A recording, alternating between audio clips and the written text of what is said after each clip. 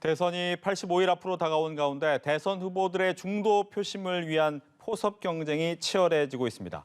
특히 부동산 정책을 두고 두 양강 후보들이 각기 다른 규제 완화 구상을 내놓으며 신경전을 거듭하고 있습니다. 이 시각 정치권 이슈 김민아 시사평론가와 함께 짚어보겠습니다. 안녕하십니까? 안녕하세요. 네, 부동산 이슈긴 이슈죠.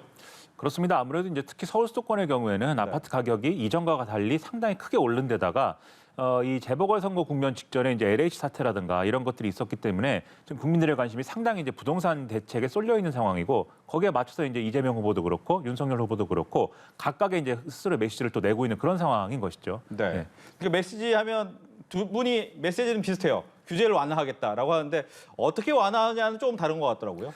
그렇습니다. 뭐 어제 윤석열 후보의 경우에는 이제 재개발 재건축 단지 가가지고 네. 이 재개발 재건축에 관련된 규제 완화도 해서 최대한 이제 공급을 어떻게든 끌어모으겠다 이런 주장을 했고 이재명 후보도 뭐 공급을 이제 대규모로 이제 하는 것에 대해서는 동의하면서 거기에 대한 자기 나름의 철학을 가미해갖고 얘기를 하고 있는데요. 네. 말씀하신 대로 차이가 나는 부분은 뭐냐면 이 세제에 관련돼서는 두 후보가 조금 다른 결의 이제 얘기를 하고 있습니다. 그래서 이재명 후보의 경우에는 최근에 얘기를 한 게 이 다주택자들에 대한 양도소득세가 중과되는 거에 대해서 일단 유예를 하는데 그 유예를 한시적으로 그리고 조건부로 이제 하자라는 취지의 얘기를 하고 있거든요. 그렇죠. 이게 애초에 양도소득세를 좀 이 중과를 유예한다든지 하는 조치가 필요한 이유로 그동안 많이 거론이 되었던 게 이 다주택자들이 집을 이 보유세 부담 때문에 집을 팔려고 내놓으려고 마음을 먹어도 이 양도소득세를 이제 내야 되기 때문에 시세 차익에 대해서 이 부동산 가격이 크게 오른 상황에서 이 양도소득세 부담 때문에 거래가 활성화되지 않는 국면으로 가는 거다. 그래서 매물 잠김 현상이 일어나고 있다. 이렇게들 얘기를 해오지 않았습니까?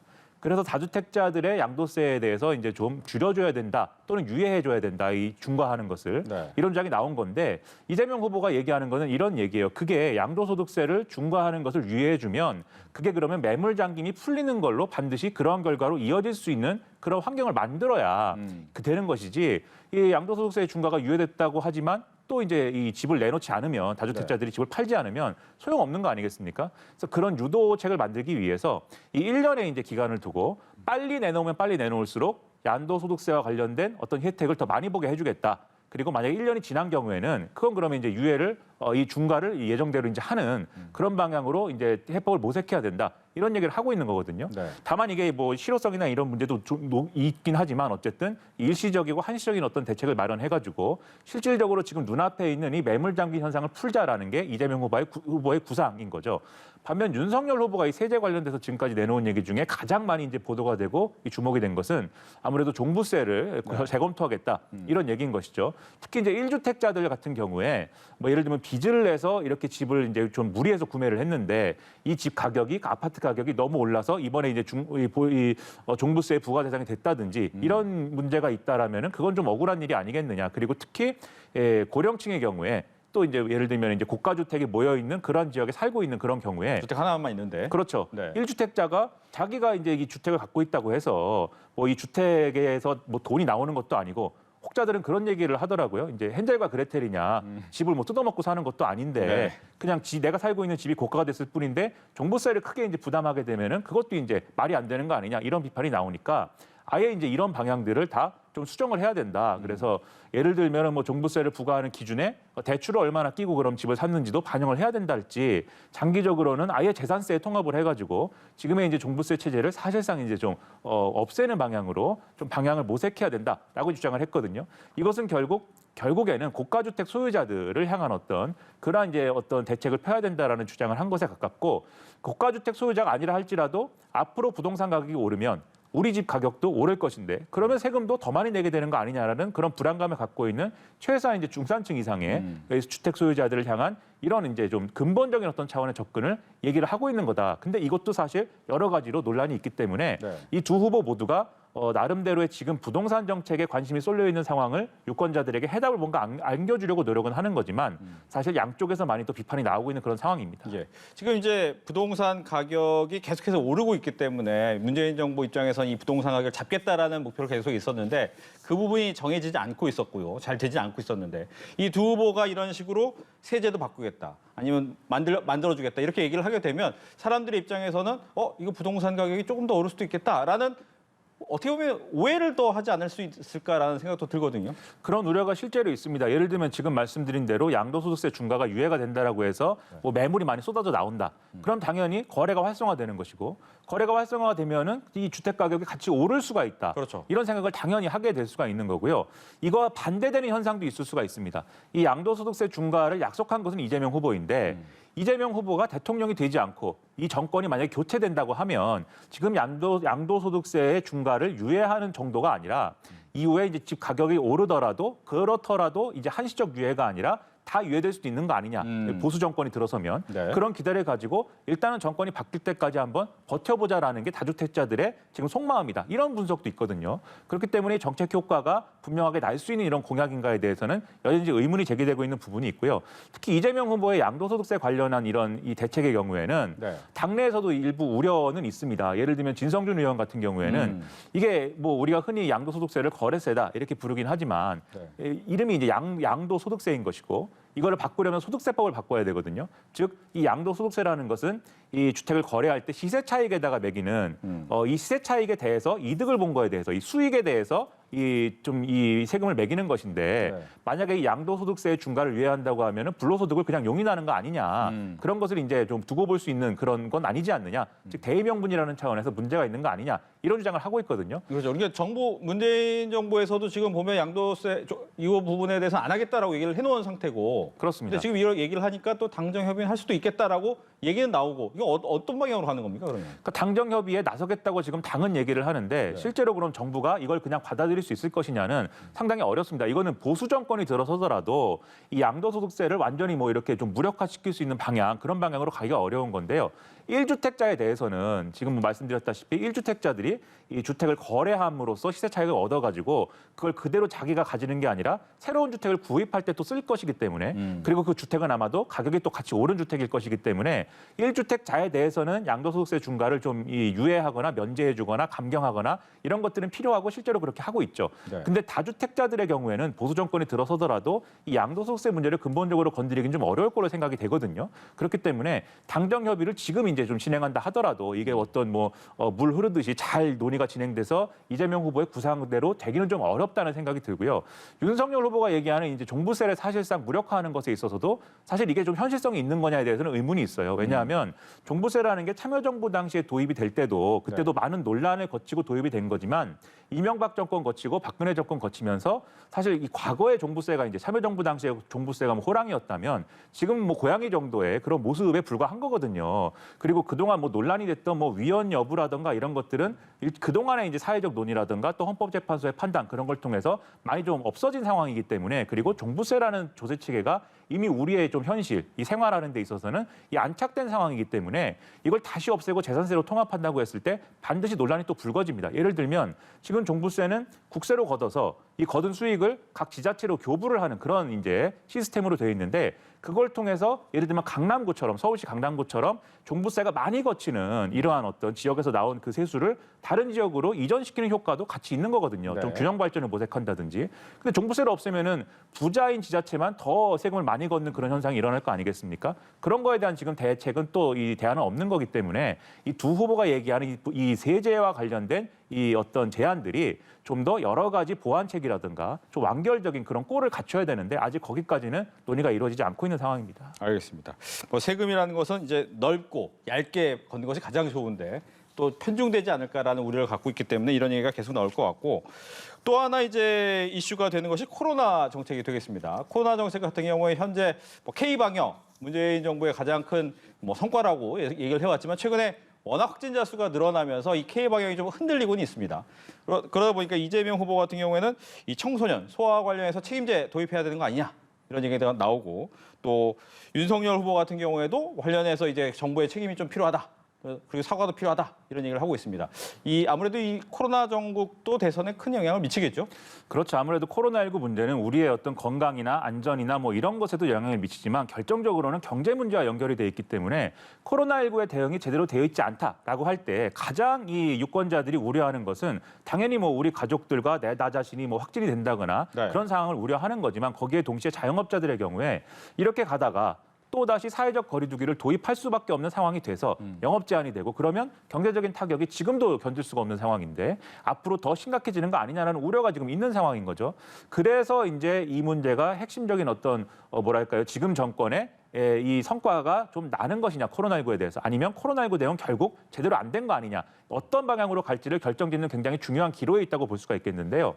근데 지금 상황이 이제 좀 어려워진 게 애초에 이제 이 이른바 단계적 일상 회복, 이 이른바 위드 코로나 이렇게 이 방역 대책을 전환할 때 확진자 숫자가 늘어나는 것은 어느 정도 이제 좀 예상된 바였습니다. 그렇죠. 그거는 이제 예상된 바였는데 지금 문제가 되고 있는 건 뭐냐면 위중증 환자 그리고 위중증 환자와 긴밀하게 연결되어 있는 이 사망자 숫자, 이 치명률 이런 것들이 같이 예상보다도 더 빠르게 더 높이 올라가고 있기 때문에 이거에 대한 대응이 제대로 안 되면서 이제 문제가 되고 있는 거거든요. 네. 그렇기 때문에 이 대목과 관련돼서는 당연히 이제 야당도 여기에 대해서는 이제 비판을 할 수가 있겠는데요. 다만 이 비판의 방식은 제 생각에는 좀 더 이제 책임성이 있는 방식으로 비판을 했으면 좋겠습니다. 왜냐하면 국민의힘도 뭐 물론 윤석열 후보가 국민의힘의 모든 걸 대변하는 사람은 아니지만 지금은 어쨌든 그 당을 대표하는 후보자이잖아요.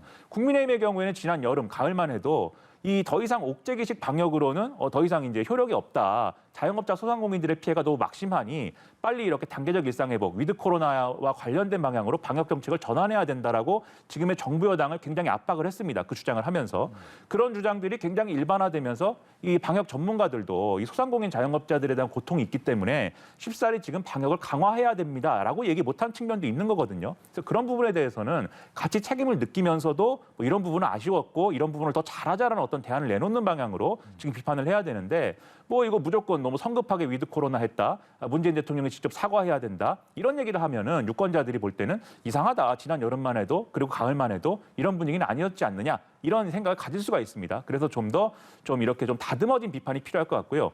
이재명 후보의 경우에는 정부로서 지금 이제 좀 감당하지 못하는 부분을 또 감당할 수 있도록 나름대로의 역할 분담을 한 것처럼 비춰지는 방식이긴 한데요. 어떤 얘기냐면 지금 이렇게 중증 환자와 이제 치명률이 같이 높아지는 상황에서 할 수 있는 것은 결국 이제 병상 확보나 이런 걸 해야 되겠지만 이 백신 접종을 더 늘려야 되고 그런 부분에서 미접종자들의 숫자를 최대한 줄여서 이 감염이 확산되는 것 자체를 좀 딜레이 시켜야 되는데 그러려면 이 미접종자군에 들어가는 이제 여러 연령대군 중에서도 청소년 부분에 대한 이제 접종의 어떤 이 속도를 내야 될 필요가 지금 있는 거죠. 다만 이 부분과 관련돼서는 두 가지 우려가 지금 제기가 되고 있습니다. 청소년들의 입장에서는 그런 부작용이나 이런 게 있을 때 내가 좀 건강에 해를 입을 수도 있고 또 학업에 지장을 받을 수도 있기 때문에 그것이 두렵다라는 게 첫 번째가 있고 두 번째로는 이게 방역 패스, 학원에 대한 방역 패스나 이런 걸로 연결이 되면서 학습권에 이제 좀 지장이 있을 수가 있다, 이 보장이 안 될 수가 있다라는 우려가 있는 거거든요. 근데 이 학습권의 문제는 이제 다른 방향으로 사회적 공론화를 통해 또 풀어야 될 문제겠지만 백신 접종을 맞는 거에 대한 불안감 자체는 국가가 괜찮다. 맞아도 국가가 충분히 그것에 대해서 보상해주고 책임져줄 수 있다라는 거를 신뢰감 있게 제시하는 게 필요한 거죠. 그러려면 지금 이재명 후보가 말하는 것처럼 이 청소년에 대해서는 어떤 백신 이상 반응이 나타나더라도 인과성이 확실하게 어떤 좀 확인되지 않더라도 그거에 대해서는 일정 부분 보상한다 무조건. 일단 보상하고 나서 그다음에 이제 인과성을 논하자라는 것도 필요한 건데 다만 정부 입장에서는 이게 비용 문제도 있고 방역 정책과 관련돼서 바꿔야 될 문제도 있고 하니까 적극적으로 얘기는 못하는 부분들이 있습니다. 그래서 이 여론은 아무래도 신경 쓸 수밖에 없는 이재명 후보가 이걸 좀 얘기를 앞장서서 하면서 이 여론을 좀 만들어가는 그런 효과도 있을 수가 있는 거거든요. 그래서 그런 효과를 거둬야 이게 우리 방역 정책에도 도움이 되는 방식으로 선거운동을 하게 되는 거니까 좀 그런 방향으로 이 문제를 잘 풀어봤으면 하는 생각입니다. 즉 이재명 후보는 지난번에 주말에 얘기했던 이재명은 문재인도 아니고 윤석열도 아니다. 이 기조인 거죠? 그렇죠. 지금 이제 문재인 정권의 물론 성공을 이제 바라고 또 문재인 정권의 어떤 후계자이기도 하지만 그렇다고 해서 문재인 정권이 한 그대로를 이재명 정권에서도 똑같이 이제 한다라고 하면 지금 워낙 정권 교체 여론이 높기 때문에 그렇게 해서는 이제 선거에서 좀 성과를 내기가 어렵고요. 문재인 정권과 뭐 유사한 부분도 있고 같은 당 소속이기도 하지만 이재명 정권은 문재인 정권과는 다른 것이고 그것은 더 최소한 더 후퇴하거나 더 이제 좀 어려워지는 그런 정권이 아니라 더 나아지는 정권이라는 거를 보여주고 싶어하는 그런 전략이 또 반영된 그러한 이제 좀 발언이기도 하겠죠. 알겠습니다. 지금 뭐 주제를 좀 바꿔보겠습니다. 윤석열 후보 같은 경우에는 부인 김건희 씨의 허위 학력 의원이 YTN과 인터뷰 통해서 좀 나왔습니다. 이 부분에 대해서 좀 쟁점을 먼저 좀 간단히 짚어주시죠. 이게 이제 2007년도에 수원여대 교수 초빙 이 초빙에 관한 이제 서류를 내면서 네. 여기에 이력을 적은 거에 대해서 지금 논란이 불거지고 있는 건데요. 이 수원여대 초빙 지원서를 내면서 여기 적힌 이력 중에 크게 이제 세 가지 부분이 문제가 되고 있습니다. 뭐 크게 네. 나누면 두 가지인데요.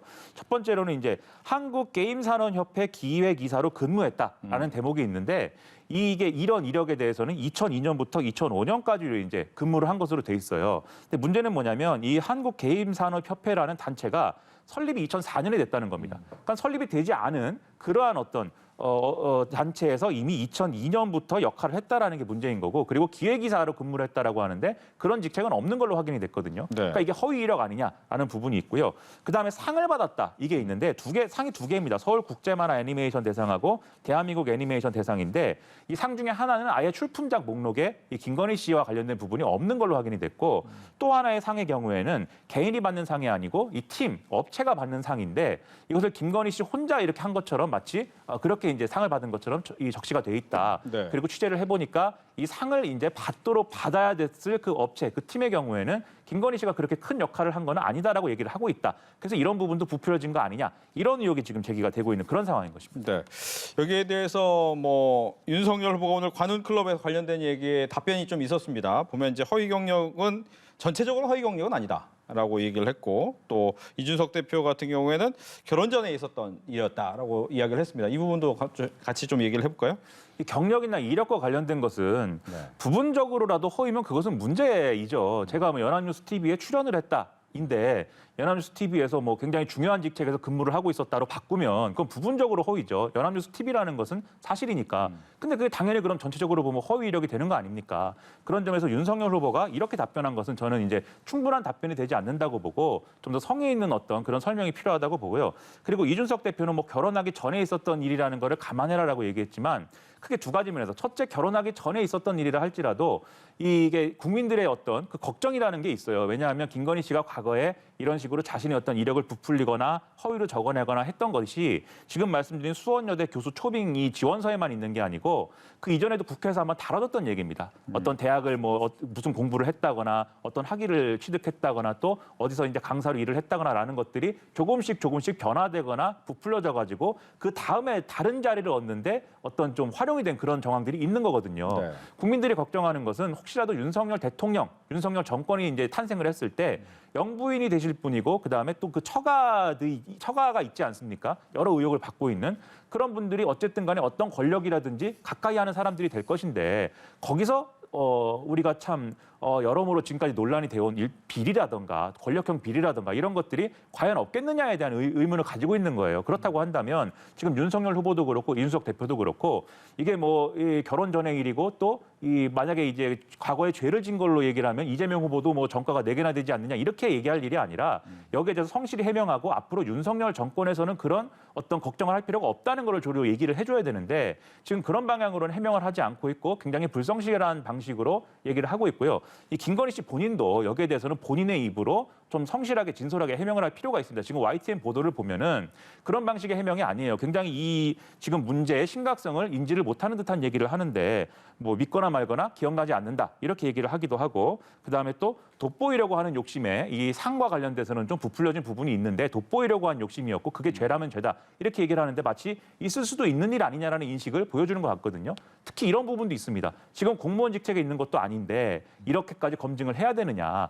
국민들의 시각에서 보면은 그런 이제 항변은 오히려 이 문제를 너무 가볍게 여기고 있다. 우리 국민들, 유권자들의 어떤 걱정이나 우려를 너무 좀 듣지 않으려고 하는 것 같다는 인상을 줄 수가 있기 때문에 이런 부분들은 캠프 차원에서, 후보 차원에서 정리된 해명이 필요합니다. 이게 처음 제기된 의혹이 아닌데 네. 왜 지금까지 이렇게 정리되지 않은 방식으로 해명을 하는지 여러모로 좀 우려가 됩니다. 이제 윤석열 후보 측 입장에서는 뭐 관훈클럽에서 비슷한 내용에 대한 얘기를 좀 몇 가지를 더 했는데 아무래도 이제 부인 이건희 씨와 관련된 각종 의혹이 계속해서 제기되다 보니까 이 제기되는 거 역시가 선거 개입이 아니냐라는 이 주장을 했습니다. 왜냐하면 이제 인터넷 언론사가 경찰이 내사 보고서를 근거로 기사를 썼다라는 부분을 얘기를 한 거고 또 하나는 이제 고발 사주 의혹에 역시도 이 부분도 역시는 선거 개입의 의혹이 크다. 본인이 직접적으로 손준성 검사를 활용할 의미가 없다. 라고 얘기를 했습니다. 이 부분도 좀 얘기를 해볼까요? 일단 고발 사주 의혹과 관련돼서는 기존에 이제 하던 주장, 국정원에 의한 어떤 뭐랄까요 제보 사주다 뭐 이런 거죠.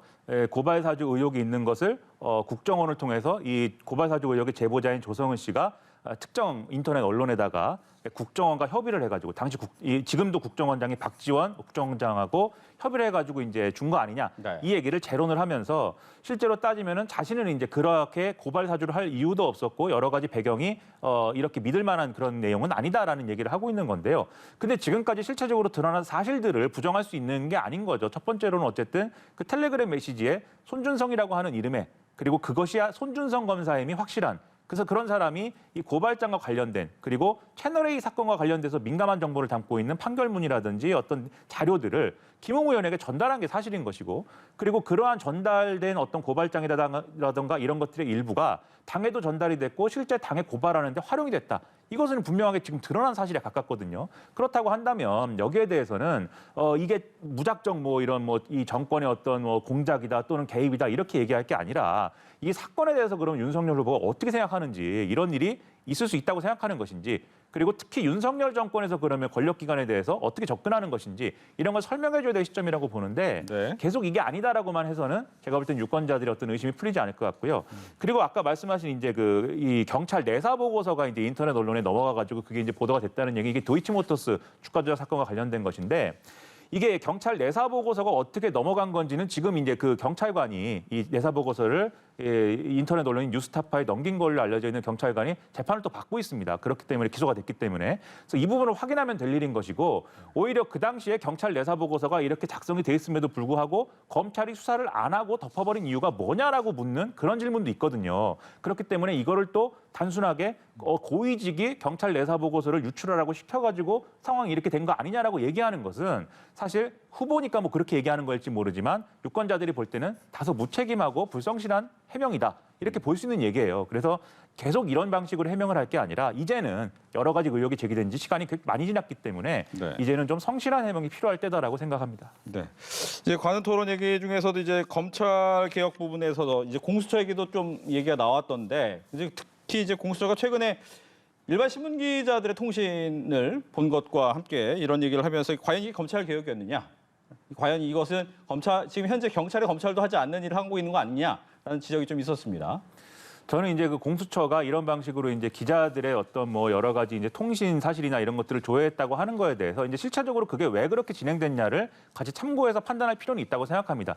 이게 이제 이 기자들을 중심으로 해서 이 기자가 누구랑 통화했는지를 한번 알아봐야겠다라는 그러한 이제 목적으로 그 기자의 통화 내역을 뭐 이렇게 봤다고 하면 그건 이제 문제가 되겠지만 그게 아니라 어떤 특정 인물을 수사하는 과정에서 그 특정 인물이 기자하고 통화를 했기 때문에 그 특정 인물의 통화 기록을 조회하는 상황에서 이제 그게 이루어진 일이라고 한다면 그것은 또 그러한 맥락을 좀 참고해서 얘기할 수 있는 부분도 있는 것이죠. 다만 이제 언론의 지적은 그렇다 할지라도 기자들 다수가 이렇게 통신 이력을 조회가 되고 이런 것들은 뭐 과거에 전례가 없는 일이기 때문에 네. 이것은 이제 무리한 수사이다라고 하는 것이 이제 언론의 이제 어떤 주장이고 항변이거든요. 그래서 그런 점들을 고려해야 되겠는데 이게 그런 점들을 고려하더라도 이게 첫 번째 윤석열 후보가 얘기하는 것처럼 공수처가 검찰이나 경찰도 하지 않는 그러한 수사 기법, 엄청나게 좀 억압적인 수사 기법을 동원해 가지고 언론을 탄압하는 거다라고 볼 수도 있겠지만 두 번째 공수처가 상당히 기술적으로 그리고 여러 가지 어떤 수사 기법이라든가 이런 것들을 좀 더 이제 좀 세련되게 활용하지 못하고 있기 때문에 다소 거칠게 활용하고 있기 때문에 즉 수사 능력이 다소 떨어져서 이런 상황이 노출되는 거일 수도 있는 거거든요. 두 가지 중에 어떻게 평가할 거냐는 여전히 이제 제가 볼 때는 평가 지점이 남아 있는데 쟁점인데 너무 이제 일방적인 부분만 이제 강조하는 것도 제가 볼 때는 다소 이제 균형이 맞지 않는 얘기다라는 생각이 듭니다. 네. 끝으로 이재명 후보 측에서는 구원 투수가 연일 나오고 있습니다. 유시민 전 이사장, 또 이해찬 전 이사장, 전 당대표 두 분이 올라왔는데 구원 투수가 계속 올라오니 어디 있을까요? 이 두 분의 경우에는 이제 유시민 전 이사장하고 이해찬 전 대표의 경우에는 아무래도 과거에는 이제 좀 이 지금 집권 여당의 스피커 노릇을 톡톡히 했고 또 굉장히 이제 여러모로 긍정적인 평가를 받는 그러한 어떤 핵심 지지층들의 어떤 그런 평가를 이제 좋은 평가를 받던 인물이었지만 지금 시점에서 생각을 해보면 사실 이 중도층의 어떤 거부감이나 이런 것들이 분명히 있는 상황입니다. 유시민 전 장관 같은 경우에는 조국 수사 관련돼 가지고 사실 이해할 수 없는 얘기를 굉장히 많이 했거든요.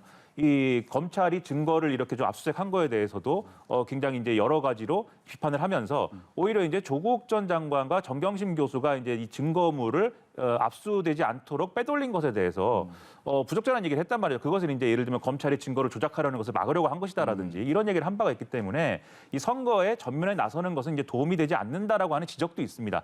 다만 이런 맥락에서 지금 그거를 이제 좀 알면서도 좀 이렇게 일부러 모습을 노출시키는 부분도 있는데 뭐냐면 아무래도 이재명 후보가 정권 교체 여론이 큰 상황에서는 계속 중도로 우클릭을 좀 해야 되는 국면이에요. 근데 이재명 후보의 지금 지지층, 민주당 지지층들이 이재명 후보가 자유롭게 이렇게 중원으로 갈 수 있을 정도의 여유를 갖고 있지 않습니다. 오히려 이재명 후보가 그렇게 하면은 이러니까 더 이재명 후보를 이 어떤 좀 마음 놓고 지지할 수가 없다라는 불안감을 가질 정도로 바닥에 충분히 다져진 상황이 아니에요. 그러다 보니까 이재명 후보는 우클릭을 좀 하더라도 지지층은 묶어놓을 수 있는 이런 어떤 좀 안전판이 필요한 건데 아직도 핵심 지지층에서는 유시민 전 이사장이나 이해찬 대표가 그걸 할 수 있는 역할 정도는 할 수 있는 거기 때문에 그런 걸 노리고 이제 등판하는 효과도 있는 것이다. 그래서 이걸 시너지 효과를 잘 내려면 이재명 후보가 그러면 충분히 중도층에 어필할 수 있는 그런 전략을 써야 이게 이해찬 전 대표, 유시민 전 이사장이 갖고 있는 리스크가 상쇄가 될 것이다. 이런 좀 판단을 내려볼 수가 있습니다. 네.